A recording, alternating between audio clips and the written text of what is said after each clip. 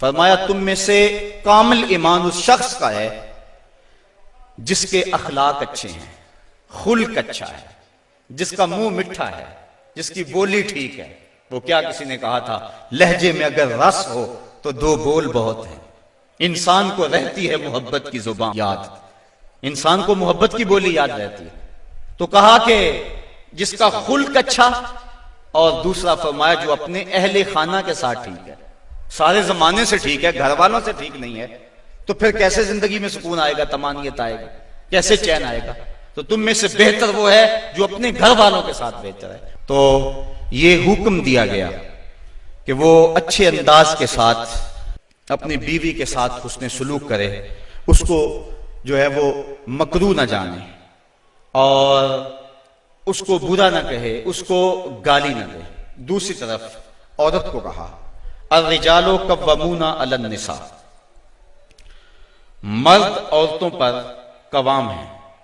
تو مرد حاکم بنایا گیا ہے، لیکن حاکم کا یہ مطلب بھی مرد نہ سمجھے کہ وہ جب چاہے عورت کو مارنا شروع کر دے، اس کو غلام سمجھے اور اس کی اہمیت ہی نہ سمجھے، بلکہ عورت کو برابر مشاورت میں شریک رکھے۔ میاں بیوی کے اندر باہم شکر رنجی ہو سکتی ہے، تو اس کے اندر جو ہے ایک فریق ناراض ہو گیا تو دوسرا راضی کر لے، دوسرا ناراض ہو گیا تو پہلا راضی کر لے۔ کس قدر گھر میں حسن آ جائے گا، جب گھر حسین ہوگا تو سارا معاشرہ حسین ہو جائے گا۔ لیکن اگر یہ جو بنیادی اکائی ہے اس میں حسن نہ ہوا تو باقی حسن کیسے ہو سکتا ہے؟ تو حاکم ہے مرد، اور جس طرح عورت کے کچھ حقوق ہیں، مرد کے بھی کچھ حقوق ہیں۔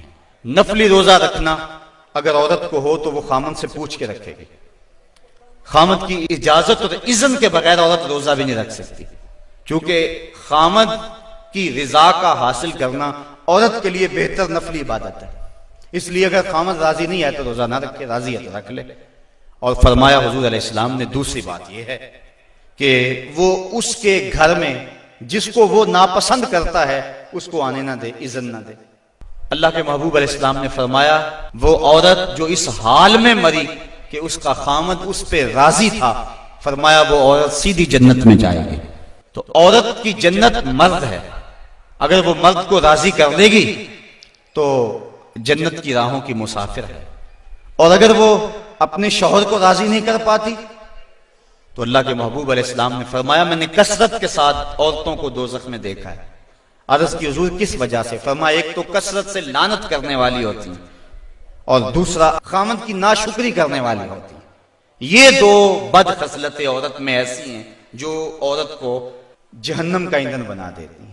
ورنہ عورت جو اپنے خامد اور شوہر کے ساتھ وفا کرتی ہے، کسی بزرگ نے کہا کہ عورت نے دو بول بولے کہ میں تیری ہوں، پھر زمانہ بدل گیا وہ نہ بدلی، اس نے وفا کی حد کر دی۔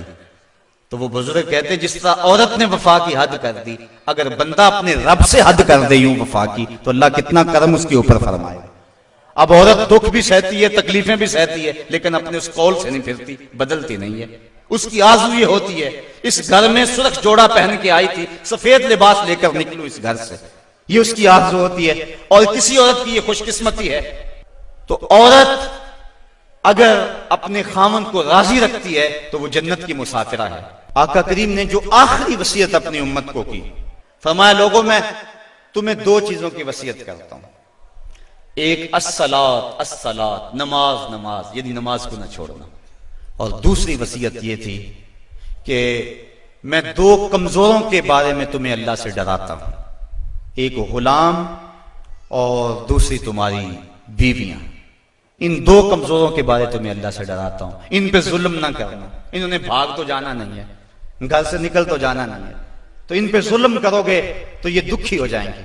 تو آقا کریم علیہ السلام نے فرمایا ان دو کمزوروں کے بارے میں تمہیں اللہ سے ڈراتا ہوں۔ تو صاحبو، میرے اور آپ کے آقا و مولا حضور نبی رحمت صلی اللہ علیہ وآلہ وسلم نے یہی ہمیں وصیتیں کی، عورتوں کے ساتھ اس نے سلوک کرنے کا، اور عورتوں کو حکم دیا کہ تم اپنے خامند کے ساتھ اس نے سلوک کرو، بلکہ فرمایا کہ اگر اللہ کے علاوہ کسی کو سجدہ جائز ہوتا تو میں بیوی کو حکم دیتا کہ وہ اپنے خامند کو سجدہ کیا کرے۔ اللہ تعالیٰ جل شانہ کی بارگاہ میں دعا ہے کہ مجھے اور آپ کو رسول کریم کے بتائے ہوئے راستوں پر چلنے کی توفیق عطا فرمائے۔